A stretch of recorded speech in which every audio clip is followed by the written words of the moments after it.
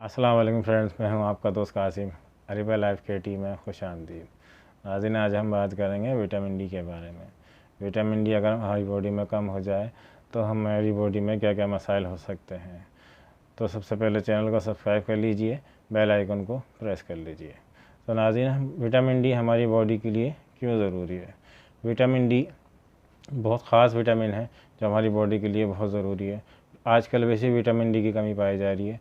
अक्सर लोगों में विटामिन डी की कमी की शिकायत है। इसकी क्या वजह है?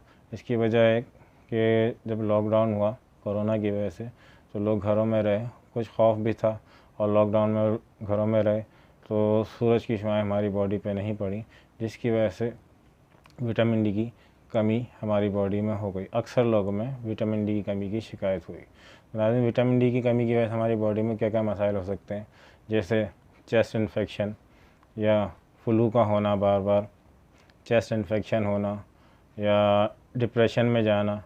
जिसकी बॉडी में अगर विटामिन डी की कमी हो जाए तो ऐसा शख्स जो है वो डिप्रेशन का शिकार हो जाता है, अकेला रहना पसंद करता है और वो चिड़चिड़ापन महसूस करता है।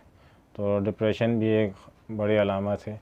हमारी बॉडी में हड्डियों में पेन होना, बोन पेन होना, हड्डियों में अगर आपके चलने में हील्स में भी आपके दर्द होता है या हड्डियों में जहाँ भी दर्द होता है, ये एक बड़ी अलामत है विटामिन डी की कमी की।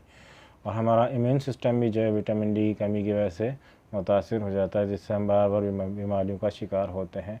हमारी बॉडी में क़ुव्वत मदाफ़ियत कम हो जाती है, जिससे हमारी बॉडी जो है वो बीमारियों के लड़ने के काबिल नहीं रहती। अगर विटामिन डी नाज़रीन आपकी बॉडी में कम हो जाता है तो आपकी ज़रा से भी किसी चीज़ से लगने से भी हड्डी में फ्रैक्चर हो सकता है। और विटामिन डी इसलिए हमारी बॉडी के लिए बहुत ज़रूरी है।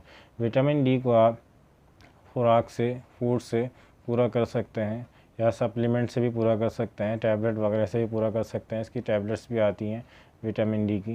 लेकिन नाज़रीन याद रखिए, विटामिन डी जो है खाली फूड्स के ज़रिए या सप्लीमेंट्स के ज़रिए आप इसको पूरा नहीं कर सकते।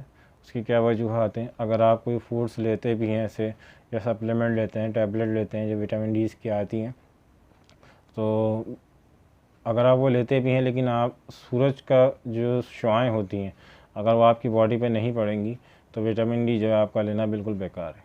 विटामिन डी सन रेज़ जो होती हैं उससे हमारी बॉडी में जज्ब होता है।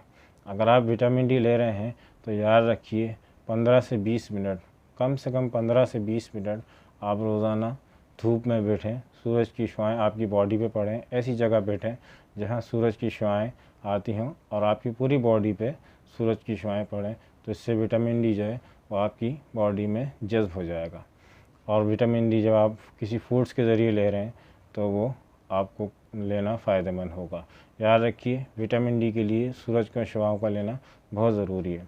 तो विटामिन डी किन किन चीज़ों में पाया जाता है, जैसे चर्बी वाली मछली, अच्छी मिकदार में विटामिन डी होता है। अंडों के अंदर भी विटामिन डी होता है। आप दूध ले सकते हैं, दूध में विटामिन डी, कैल्शियम होता है। तो दूध ले लीजिए रोज़ाना 1 गिलास। रोज़ नहीं पी सकते हैं, आपकी आदत नहीं है, तो हफ्ते में 2 से 3 बार ले लीजिए। इससे भी आपके जिस्म की विटामिन डी की कमी पूरी हो जाएगी। तो याद रखिए नाज़रीन, कोशिश कीजिए कि फूड्स के ज़रिए अगर आपके जिस्म में विटामिन डी की कमी है पूरा कीजिए और टेस्ट करवा लीजिए। फिर अपने डॉक्टर से, अपने मौलिद से मशवरा कीजिए, ये बहुत ज़रूरी है।